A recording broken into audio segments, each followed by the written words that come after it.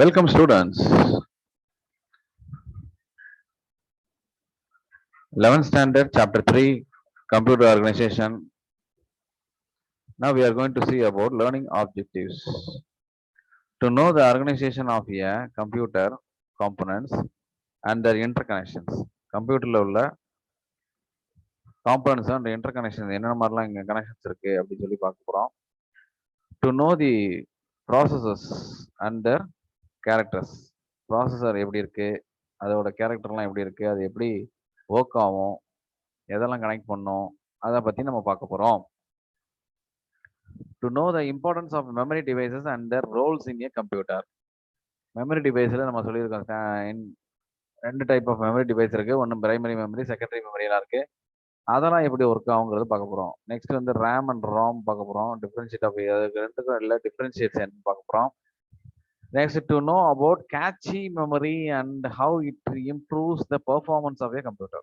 Catch memory எப்படி use ஆகுது, அதோட பெர்ஃபார்மன்ஸ்லாம் எப்படி இருக்கு அப்படின்னு சொல்லி பார்க்க போகிறோம். புதுசாக new concept. Next one to know the secondary devices and their usage. Secondary devices எல்லாம் இருக்கு இல்லையா, நமக்கு வந்துட்டு செகண்டரி டிவைஸ் என்னது, hard disk, CD disk, compact டிஸ்க்னு சொல்றோம் இல்லையா, அதெல்லாம் எப்படி யூஸ் பண்றது, அதை பத்தி எப்படி தெரிஞ்சுக்கலாம் அப்படிங்கிறத பத்தி இந்த லெசன்ல நல்லா கிளியரா நம்ம தெரிஞ்சுக்கலாம். To know about the ports and interfaces so that external devices can be connected. External device எப்படி கனெக்ட் பண்றதுன்னு பார்க்க போறோம். 3.1 introduction. Computer organization deals with the hardware components of the computer. Hardware components of the computer system. அதெல்லாம் பத்தி எப்படி இருக்கு, ஹார்ட்வேர்ல எப்படி connect பண்ணிருக்காங்கன்னு சொல்லி பார்க்க போறோம். It includes input output devices, the central processing unit, storage devices and primary unit. Central processing unit இருக்குது, storage device இருக்கு, அண்ட் பிரைமரி யூனிட்லாம் என்ன இருக்கு அப்படின்னு சொல்லி பார்க்க போறோம். நெக்ஸ்ட் பாருங்க, it is concerned with how the various components of a computer hardware operate. எப்படி நம்ம ஹார்ட்வேர் கம்ப்யூட்டர் இதெல்லாம் எப்படி கனெக்ட் பண்ணிருக்கோம் அப்படின்னு சொல்லி பார்க்க போறோம். It also deals with how they are interconnected to implement an architectural specification. Architectural specification எப்படிலாம் கனெக்ட் பண்ணிருக்கோம் அதை பார்க்க போறோம். The term computer organization looks similar to the term computer architecture. Computer ஆர்கிடெக்சருக்கும் கம்ப்யூட்டர் ஆர்கனைசேஷனுக்கும் ஒரே மாதிரி தான் இருக்க போகுது. But computer architecture deals with the computer organization, the structure deals with there is engineering considerations. Computer ஆர்கிடெக்சர்ல இன்ஜினியரிங் கன்சிடரேஷன்ஸ் பத்தி பார்ப்பாங்க. involved in designing a computer. On the other hand, computer organization deals with the computer components பத்தி பார்க்க போறோம். There are transparent to the programmer. Okay, computer hardware components பத்தி பார்க்க போறோம். ப்ரோக்ராமருக்கு அதை பத்தி நல்லா தெரிஞ்சிருக்கணும். Basics of micro processors. Micro ப்ராசஸரோட பேசிக்ஸ்லாம் என்னது, மைக்ரோ ப்ராசஸர்னா என்னது அப்படின்னு சொல்லி பார்க்க போறோம். CPU is a major component of the computer. அது உங்களுக்கு நல்லாவே தெரியும். சென்ட்ரல் ப்ராசஸிங் யூனிட் தான் major component which performs all the task. எல்லா டாஸ்க்கும் பண்ணும், இன்புட் அவுட்புட் ப்ராசஸ் எல்லாமே பண்ணும் இது. This is realized by the microprocessor which is an integrated circuit. Integrated எல்லாம் ஒட்டு மொத்தமா எல்லாம் கனெக்ட் பண்ணி வச்சிருப்பாங்க, அதான் இன்டகிரேட்டட் சர்க்யூட் சொல்றோம். Next, microprocessor were first introduced in early 1970s. 1970s தான் இது ஃபர்ஸ்ட் இன்ட்ரடியூஸ் பண்ணியிருக்காங்க. 1970 தான் ஃபர்ஸ்ட் என்னது இன்ட்ரடியூஸ் பண்ணியிருக்காங்க. ஓகே, நெக்ஸ்ட் பாருங்க, இந்த first general purpose micro processor 4004 was developed by Intel INC. ஞாபகம் வச்சுக்கோங்க, 1 மார்க் கொஸ்டின்ல கேட்பாங்க. Intel INC தான் ஃபர்ஸ்ட் அதை டெவலப் பண்ணியிருக்காங்க 4004. The microprocessor is a programmable multi-purpose silicon chip. Okay, micro processor பத்தி இப்போ தெரியுதுங்களா உங்களுக்கு? ப்ரோக்ராம் பண்ணியிருப்பாங்க. எதுல? மல்டி பர்பஸ் சிலிக்கான் சிப் வச்சு ப்ரோக்ராம் பண்ணியிருப்பாங்க. It is driven by clock pulses. Tick டிக்னு ஓடுது இல்லையா, அது மாதிரி வந்து உங்களுக்கு அது வந்துட்டு ப்ராசஸர் ஒர்க் ஆகும். It accepts input as a binary data. இன்புட்டுங்கிறது என்னது, பைனரி டேட்டாவா எடுத்துக்கும். And after processing it provides the output data as per the instruction stored in a memory. அதுக்கப்புறம் ப்ராசஸ் ஆன பிறகு அவுட்புட் மெமரியை அவுட்புட் டேட்டாவை வந்து எதில் ஸ்டோர் ஆகிருக்கும், மெமரியில் ஸ்டோர் பண்ணி வச்சுக்கோம். இந்த block diagram of micro processor based system is shown. இப்போ பாருங்க எப்படி உங்களுக்கு வந்து பிளாக் டயக்ராம் போட்டிருக்காங்க பாருங்க. இன்புட்டு, மைக்ரோ ப்ராசஸர், அவுட்புட், இதுக்கடையில் மெமரி இருக்கு. ஸோ எல்லாமே இன்டர் கனெக்டாக இருக்கு பாருங்க. இன்புட்லேருந்து மைக்ரோ ப்ராசஸர் போகுது, மைக்ரோ ப்ராசஸர் அவுட்புட் போகுது, அதே மாதிரி மைக்ரோ ப்ராசஸர் மெமரிக்கு வருது, மெமரியிலேருந்து திரும்ப மைக்ரோ ப்ராசஸர் போகுது. சரியா? Right. The microprocessor based system, the microprocessor is made up of 3 main units. 3 main யூனிட்ல இருக்குது மைக்ரோ ப்ராசஸர் வந்து பார்த்தீங்கன்னா 3 மெயின் யூனிட் என்னென்ன அப்படின்னு பார்த்தீங்கன்னா, first arithmetic and logic unit. Arithmetic and logic unit அது என்ன பண்ணுது, to perform arithmetic logic instructions based on computer instruction. Computer இன்ஸ்ட்ரக்ஷனை பேஸ் பண்ணி அது ஒர்க் பண்ணுது. அடுத்தது வந்து என்னது, கண்ட்ரோல் யூனிட். கண்ட்ரோல் யூனிட் பற்றி இருக்குது, அது ஓவரால் ஆப்ரேஷன் பற்றி ஒர்க் பண்ணோம். அது கம்ப்யூட்டர் த்ரூ சிக்னல்ஸ் பற்றி நமக்கு அதில் சொல்லும். நெக்ஸ்ட் பார்த்தீங்கன்னா registers, internal memory. So they are used to hold the instruction and data for the execution of the processor. ஃபுல்லாக இன்ஸ்ட்ரக்ஷன் வாங்கி வச்சுக்கோம். அப்புறம் எக்ஸிக்யூஷன் ப்ராசஸரோட எக்ஸிக்யூஷனை பற்றி உங்களுக்கு அது சொல்லும். ரைட். நெக்ஸ்ட் பாருங்க, கேரக்டரிஸ்டிக்ஸ் ஆஃப் மைக்ரோ ப்ராசஸர். இது கொஞ்சம் கண்டிப்பாக கேட்பாங்க, இது முக்கியமான questions. Okay, characteristics of micro processor. Characteristics of micro processor என்ன சொல்றாங்க? A microprocessor performs depends on the following characteristics. Characteristics பற்றி என்னென்ன இருக்குது, இதுக்கு டிபெண்ட்ஸ் பற்றி என்னென்ன கேரக்டரிஸ்டிக்ஸ் இருக்கு அப்படின்னு பற்றி பார்ப்போம். அதில் பார்த்தீங்கன்னா ஒன்று வந்து கிளாக் ஸ்பீட். இது ரொம்ப முக்கியமான கொஸ்டின். ஸோ திஸ் இஸ் ஆக்ஸ் as a 3 mark question or வந்து 5 மார்க் கொஸ்டின்லேயே கேட்கலாம். Clock speed, instruction set and word size, இது மூணுமே முக்கியமானது. Okay, clock speed, instruction set, instruction எப்படி கொடுக்க போகிறோம், அதே மாதிரி பார்த்தீங்கன்னா வேர்டு சைஸ் எவ்வளோ பெருசு அப்படின்னு சொல்லி பார்க்க போகிறோம். கிளாக் ஸ்பீடு என்ன பண்ணும் அப்படிங்கன்னா, every micro processor has an internal clock. ஒரு கிளாக் ஒன்று இருக்கும், டிக் டிக்னு ஓடிட்டே இருக்கும். Okay, that regulates the speed at which it executes instructions. அதில் தான் உங்களுக்கு அந்த கிளாக்ல தான் உங்களுக்கு என்ன இருக்கும், உங்களுக்கு எக்ஸிக்யூட் பண்ணும். ரெகுலேட்ஸ் த ஸ்பீட், எப்படி அதை வந்து ரெகுலேட் பண்ணுமோ, அந்த கம்ப்யூட்டர் எப்படி ஒர்க் பண்ணுறதுக்கு ரெகுலேட் பண்ணுதோ அதெல்லாம் வந்து ப்ராப்பராக ரெகுலேட் பண்ணும் எக்ஸிக்யூட் பண்ணுறதுக்கு. த speed at which the micro processor executes. Okay, the speed at which the microprocessor executes instruction is called clock speed. Clock speed பத்தி 2 மார்க் क्वेश्चनல கேட்பாங்க, இதை இங்க எழுதிக்க வேண்டியதான். Okay, right. clock speed is measured in megahertz. megahertzல measure பண்றாங்க. megahertz or gigahertz ஞாபகம் வச்சுக்கோங்க, 1 மார்க் क्वेश्चनல கேட்பாங்க, அதை படிச்சுக்கணும். Okay, right. நெக்ஸ்ட் பாருங்க, இன்ஸ்ட்ரக்ஷன் செட். மொத்தம் 3 படிச்சோம். கேரக்டர்ல 3 கேரக்டர்ஸ் இருக்குது. எதுக்கு, மைக்ரோ ப்ராசஸருக்கு 3 கேரக்டரிஸ்டிக்ஸ் இருக்கு. அதில் ஒன்று கிளாக் ஸ்பீடு, இன்னும் வந்து செகண்ட் ஒன்று இன்ஸ்ட்ரக்ஷன் செட், அதை பற்றி பார்க்க போகணும். தேர்ட் வந்து வேர்டு சைஸ், அப்புறம் பார்ப்போம். இன்ஸ்ட்ரக்ஷன் செட் என்ன சொல்றாங்க அப்படின்னு பார்த்தீங்கன்னா, command which is given to the computer to perform an operation on a data is called instruction. Data base பண்ணி ஏதாவது ஒரு ஆப்ரேஷன் நடந்தா அது வந்து என்னது, இன்ஸ்ட்ரக்ஷன் சொல்றாங்க. Basic set of machine level instructions that okay that a microprocessor is designed to execute is called instruction set. microprocessor எடுத்து போற instruction set, right? Okay,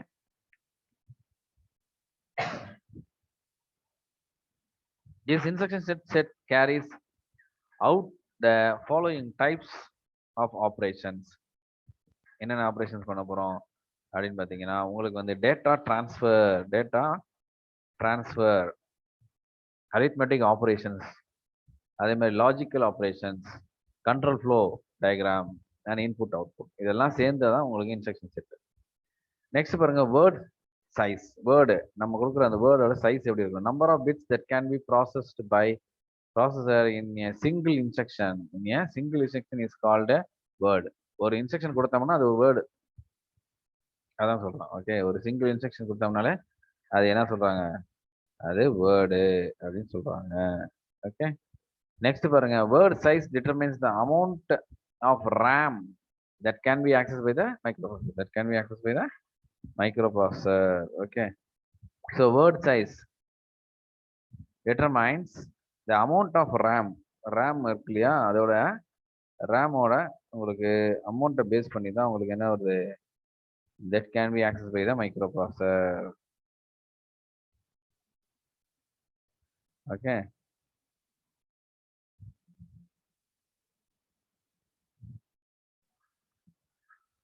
next பாருங்க, உங்களுக்கு data communication between CPU and memory. CPUக்கும் மெமரிக்கும் என்ன communication நடக்க போகுது அதை பத்தி பார்க்க போறோம். Okay, right. அதுக்கு என்ன பண்ணலாம் அப்படின்னு கேட்டீங்கன்னா, central processing unit CPU has a memory data register. MDRன்னு ஒன்று இருக்கு. CPU MDRன்னு ஒன்று இருக்கு. அண்ட் வந்து என்னது, இந்த மெமரி அட்ரஸ் ரெஜிஸ்டர் MEARன்னு ஒன்று. சென்ட்ரல் CPUல என்னென்ன இருக்குது, MDR அண்ட் MEAR. MDRங்கிறது என்னது, மைக்ரோ மெமரி டேட்டா ரெஜிஸ்டர். MEARங்கிறது என்னது, memory access register. The memory data register MDR keeps the data which is transferred between the memory. Between the memory கிடையில அது transfer ஆயிரும். அது உங்களுக்கு தெரியும், செகண்டரி மெமரி கிடையில ரெண்டும் டிரான்ஸ்ஃபர் ஆகும், தெரிஞ்சுக்கோங்க. அந்த CPU மெமரிக்கும் சிபிக்கும் இடையில தான் என்னது உங்களுக்கு இந்த டேட்டா செக்ஷன் டிரான்ஸ்ஃபர் ஆகுது. The program counter PC is a special register in a CPU which always keeps the address of the next instruction to be. Okay, first என்ன பண்ணும், உங்களுக்கு சிபியூல இந்த பிசி கவுண்டர் இருக்குல்ல, ப்ரோக்ராமர் கவுண்டர்னு ஒன்று இருக்கு. அது வந்து ஸ்பெஷல் ரெஜிஸ்டர் பண்ணுவோம், மார்க் பண்ணி வச்சுக்கோம். அதுல என்ன பண்ணும், which always keeps the address of the next instruction. அடுத்த இன்ஸ்ட்ரக்ஷனுடைய அட்ரஸ் வந்து சேவ் பண்ணி வச்சுக்கோம். அட்ரஸ்ங்கிறது நத்திங் பட் நம்ம கொடுக்குற இன்ஸ்ட்ரக்ஷன் எல்லாமே ஒரு டப்பால போட்டு வச்சுக்கோம். அது மாதிரி ஞாபகம் வச்சுக்கோம், ஒரு பாக்ஸ்ல அது ப்ராசஸ் பண்ணி போட்டு வச்சுக்கோம். அதுதான் வந்து அட்ரஸ்ன்னு சொல்றோம். The arithmetic logic unit of CPU places the address of the memory to be fetched into a memory address register. ஒரு ரெஜிஸ்டர்ல இருந்து எடுத்து ஃபெக்ஸ் பண்ணி ஒர்க் பண்ணோம். A bus is a collection of wires used for communication between the internal components of a computer. ஞாபகம் வச்சுக்கோங்க, பஸ்ன்னு கேட்பாங்க, define ஏ பஸ்ன்னு கேட்பாங்க, ஞாபகம் வச்சுக்கோங்க. இது என்ன பண்ணுது, கலெக்ஷன் ஆஃப் ஒயர்ஸ், பட்டையா இருக்கும், அந்த ஒயர்ஸ், அது எல்லாம் கலெக்ஷன் ஆஃப் ஒயர்ஸ் எல்லாமே இருக்கும். அது எது கனெக்ட் பண்ணுறதுனா, இன்டர்னல் காம்போனன்ட்ஸ் ஆஃப் த கம்ப்யூட்டருக்கு இடையில உள்ள காம்போனன்ட் எல்லாமே கனெக்ட் பண்ணோம். மதர் போர்ட்ல இருந்து அப்படியே கனெக்ட் பண்ணி போவோம். The word in a ROM has the same size. ROM RAM இருக்கு, RAM அது அப்படியே சேம் சைஸ் இருக்கும். அந்த bits of as the data register MDR size இருக்கும். If the processor is an 8-bit processor like Intel 8085. So Intel 8085 processor name, it is MDR and the word in the RAM both have 8 bits. Okay, 8 bit இருக்கு. One mark question கேட்பாங்க, MDR and the word has a RAM in both have 8 bits. 8 bit இருக்கு. Okay, the read operation transfers the data from word to memory data. அப்ப read operator தான் என்ன பண்ணுது, உங்களுக்கு word to memory dataவுக்கு transfer பண்ணுது டேட்டாவை. The write operation transfers the data from memory data register to word. Write operator என்ன பண்ணுது, உங்களுக்கு மெமரி டேட்டா ரெஜிஸ்டர்ல இருந்து வேர்டுக்கு கன்வெர்ட் பண்ணுது. ஓகே, ரைட், அது ஞாபகம் வச்சுக்கோங்க. நெக்ஸ்ட் பாருங்க, do you know if 5 volt is appealed at the one end of the wire and the other end also can receive 5 volt. ஒரு எண்டில், ஒரு ஒயரோட எண்டில் 5 volt ஆம்ப் நீங்க வந்து கரண்ட் பாஸ் பண்ணீங்கன்னா அடுத்த எண்ட்லையும் 5 volt கிடைக்கும். இந்த சேம் வே இந்த பஸ்ஸஸ் ஒயர்ஸ், பஸ் இருக்கு இல்லையா, அதுவும் அந்த பஸ்ஸுங்கிறது என்னது, நிறைய ஒயர் சேர்ந்துருக்கும், அதான் bus. And the binary data or voltages 5V as 1 and 0 volt as 0. And these buses can simply pass the data as voltages from one end to another. இது கேட்பாங்க, one end to another வந்து pass பண்றோம், சரியா? அதுக்கு தான் இது என்ன use பண்றீங்க, இந்த பஸ் யூஸ் பண்றோம். Okay, right. Next 3.4 types of microprocessor. Microprocessor என்னென்ன டைப் இருக்கு? Microprocessor can be classified based on the following criteria. அதை முதல்ல எப்படிலாம் பிரிக்கிறாங்க அதை தெரிஞ்சுக்கலாம். எந்த மாதிரிலாம் மைக்ரோப்ராசஸரை பிரிக்கிறாங்க. ஒன்று வந்து பாருங்க, இந்த width of data can be processed. width of data can be processed the instruction set.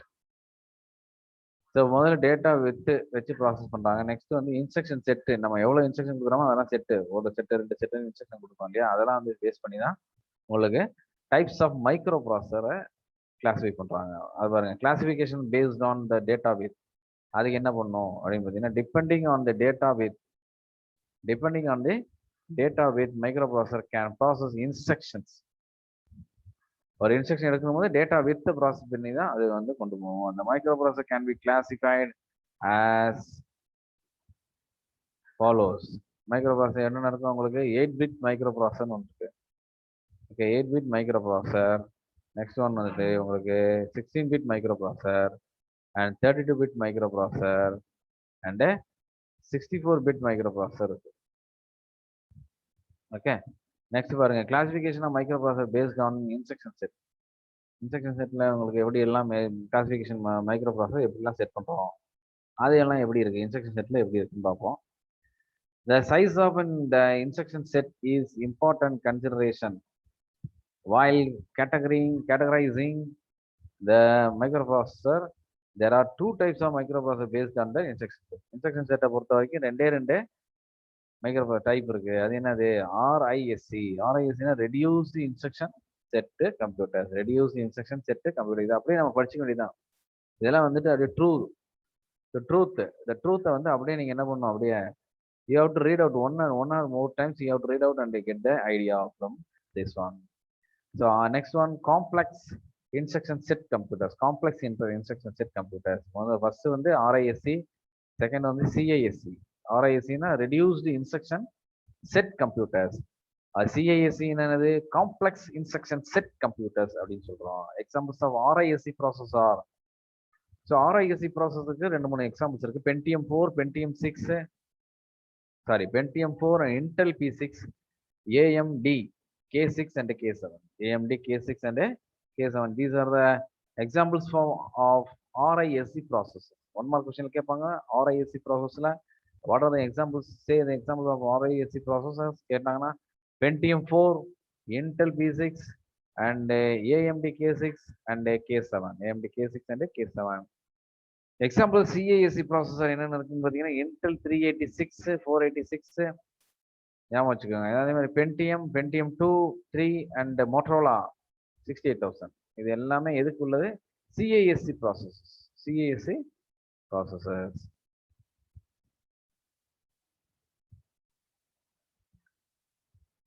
Next நம்ம பார்க்க போறது என்னன்னு கேட்டீங்கன்னா, உங்களுக்கு மெமரி டிவைசஸ் எப்படிலாம் இருக்கு அப்படின்னு சொல்லி பார்க்க போறோம். A memory is just like a human brain. அது ஞாபகம் வச்சுக்கணும். மெமரினா என்ன அப்படின்னு பார்த்தீங்கன்னா, it is a human brain. That's all. Human brain. It is based to store data and instruction. என்ன பண்ணும், டேட்டாவையும் இன்ஸ்ட்ரக்ஷனையும் அப்படியே ஸ்டோர் பண்ணும், அவ்வளோதான். டேட்டாவையும் இன்ஸ்ட்ரக்ஷனையும் ஸ்டோர் பண்ணோம்.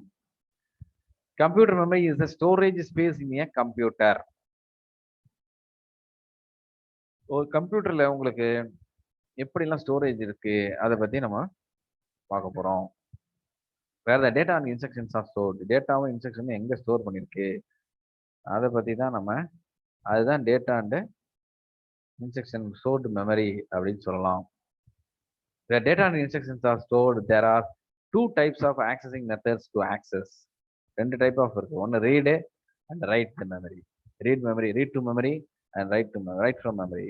Okay, அதே மாதிரி பாருங்க, they are in sequential access and random access. ரெண்டு ஆக்சஸ் இருக்கு. ஒன்னு சீக்வென்ஷியல், ஒன்னு தொடர்ச்சியா அப்படியே எடுத்து வரும். இன்னொன்னு வந்து என்னது, ரேண்டமா எடுக்கும். அப்படியே ஒன்னு விட்டு திடீர்னு எடுக்கும்.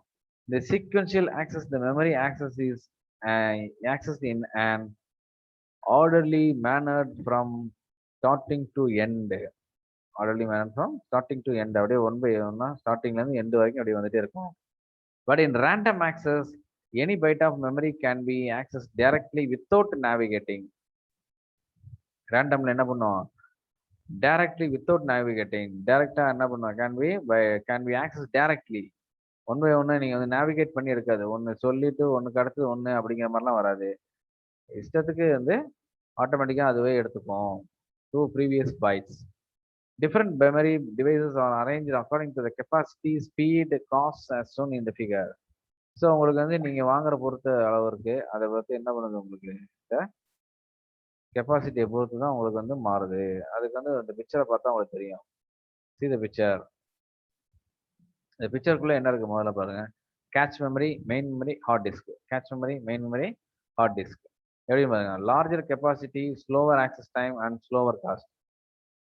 உங்களுக்கு லார்ஜர் கெப்பாசிட்டி பெருசா இருக்கும், சைஸ் பெருசா இருக்கும். அதே மாதிரி ஸ்லோவர் ஆக்சஸ் டைம், ஸ்லோவா இருக்கும் சிஸ்டம். அது மாதிரி இருந்தால் லோ காஸ்ட் கிடைக்கும். ஆனா அதே இது ஸ்மாலர் கெப்பாசிட்டி, சைஸ் வந்து சின்னதா இருக்கும், ஃபாஸ்ட் ஆக்சஸ் டைம் அண்ட் அப்படி இருந்துச்சுன்னா அது என்ன ஆகும், high cost.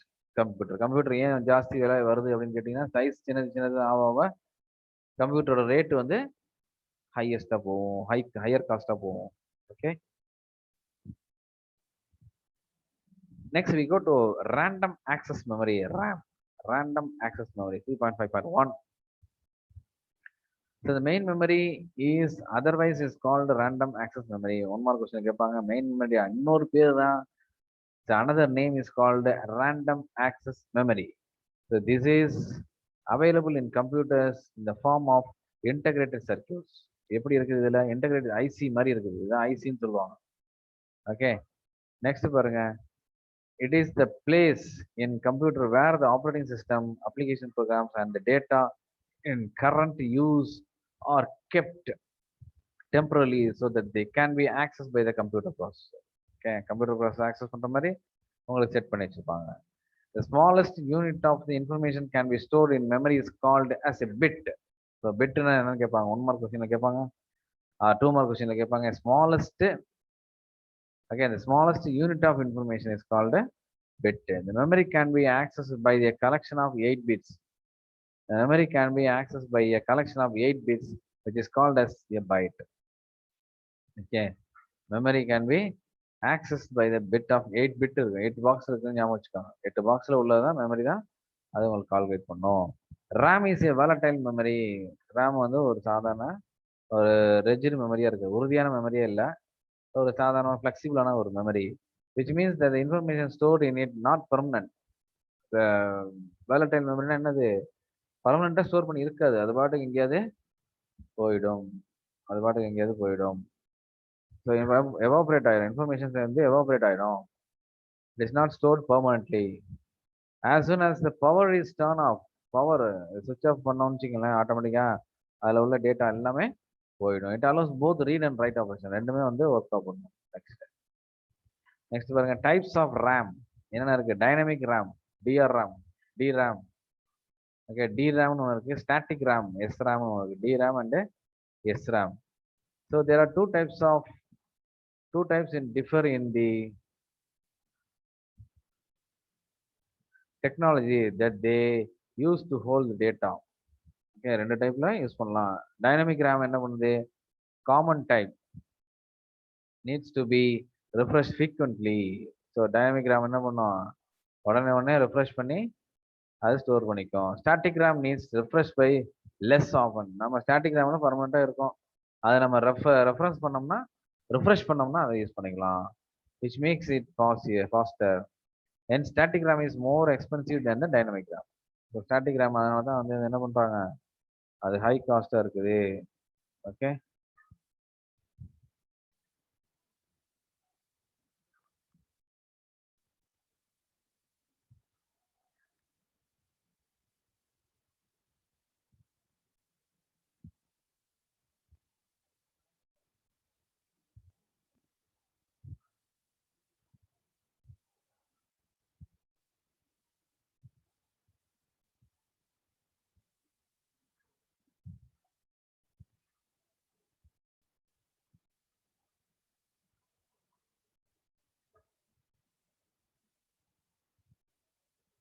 right now static RAM, that's why highest cost than dynamic RAM. Next one, read only memory, ROM, ROM. Read only memory means refers to a special memory in a computer, with pre-recorded data that manufacture time which cannot be modified, modified. ஒரு தடவை fix பண்ணாதான். அதுக்கப்புறம் இதை வந்து மாற்ற முடியாது. The stored programs that start the computer and performs diagnostics are available in ROMs. Stored ப்ரோக்ராம்லாம் இருக்கும். ஏற்கனவே வந்து இன்ஃபர்மேஷன்ஸ்லாம் ஸ்டோர் பண்ணி வச்சிருப்பாங்க. ரெடிமேடு ப்ரோக்ராம்ஸ்லாம் இருக்கும். அதெல்லாம் இதில் இருக்கும். Next ROM stores critical programs such as program that boots the computer. So ஆர்ஓஎம்ல தான் உங்களுக்கு வந்து கிரிட்டிக்கல் ப்ரோக்ராம்லாம் ஸ்டோர் பண்ணி வச்சிருப்பாங்க. பூட்டிங்க்கு இதுல இருந்து தான் எடுத்து பூட் ஆகும். கம்ப்யூட்டர் வந்து ஸ்டார்ட் பண்ணும்போது இதுதான் பூட்டிங்னு சொல்லுவோம். அதெல்லாம் இதுல இருந்து தான் ஸ்டார்ட் பண்ணுவோம். Once the data has been written onto the RAM chip, it cannot be modified or removed. That can be only read. Okay. So இதில் உள்ளது ரைட் பண்ணிட்டோம்னா அதுக்கப்புறம் அதை வந்து சேஞ்ச் பண்ண முடியாது. RAM retains its contents even when the computer is turned off. அப்போ ராம்ல இருக்கிறது வந்து சுவிட்ச் ஆஃப் பண்ணாலுமே திரும்ப அது வந்து ஆட்டோமேட்டிக்காக பர்மனெண்ட்டாக இருக்கும். ஸோ ராம் இஸ் கால்டு நான் வாலடைல் மெமரி. இதுதான் வந்து ஒரு உறுதியான மெமரிங்கிறது சொல்கிறோம்.